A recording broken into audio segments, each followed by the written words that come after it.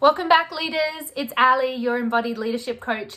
And today I want to discuss why people who believe in themselves piss people off. I think generally in society, we're told to follow this status quo. And when we go outside of that, outside of the structures that is socially acceptable, we ruffle feathers. And I think there are types of people. I'm not sure if there's two or if I'm assuming there's more than just two, but the way I see it is that there are people who choose to kind of go down that path that has been paved for them or that feels really comfortable. And there are people that are get me out of the box.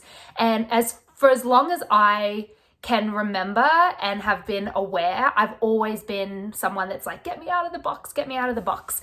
I was very much like that in high school.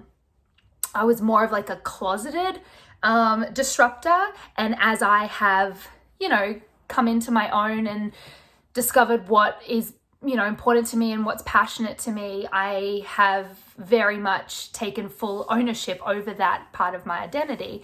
And I have to be very careful as to knowing what part of me is very egoic and what part of me needs to be controversial, because this beautiful inner child of mine is needing attention and validation, and the parts of me that feel very whole and that really want to lead first and to pave the path and to trailblaze for others behind me that are following. And when we choose to live a life of choice and freedom, that can piss people off because it's not the way that we're supposed to do it.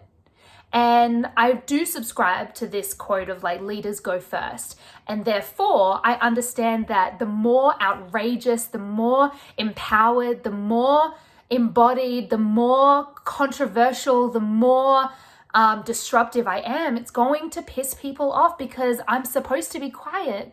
I'm supposed to go with the flow. And obviously that's not everybody in my life that is, not everyone in my life is pissed off. I have a lot of beautifully supportive people in my life who are oh my God, go for it, babe. And being able to piss people off and being comfortable with that is part of the journey.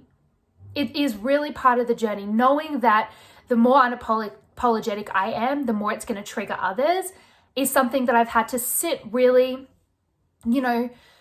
solidly and grounded in, because I believe that my ability to do things that I'm passionate about and believe in myself is going to support other people to do the same.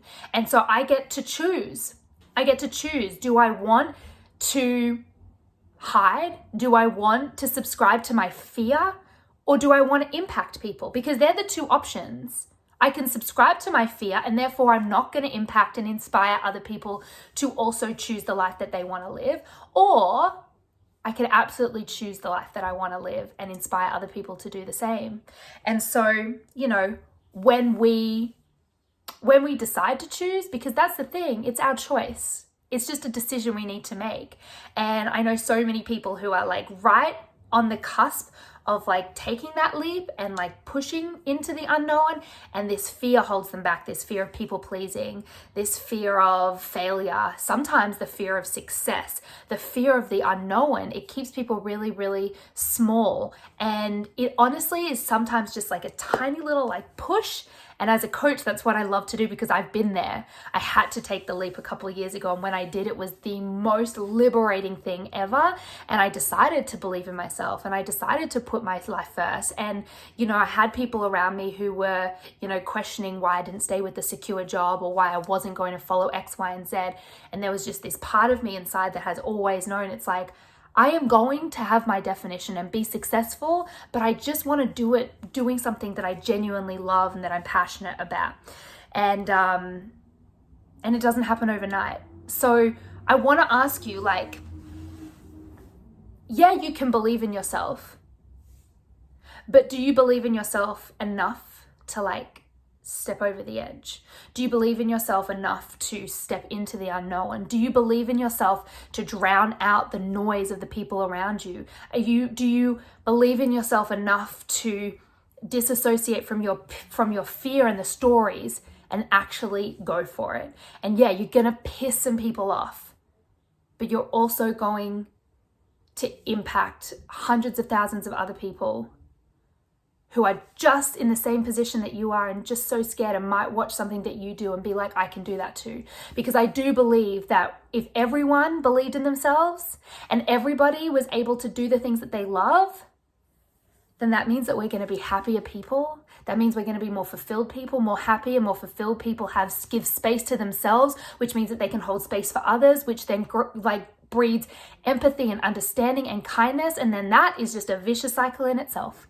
So yeah, let me ask you, do you believe in yourself? But do you believe in yourself enough to do the really hard thing, knowing that it's going to piss people off?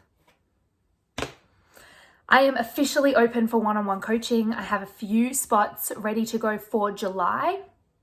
If coaching is something that you've been like, oh, I don't really know about coaching, just slide into the DMs and ask me. It's just a conversation. Nothing's going to happen.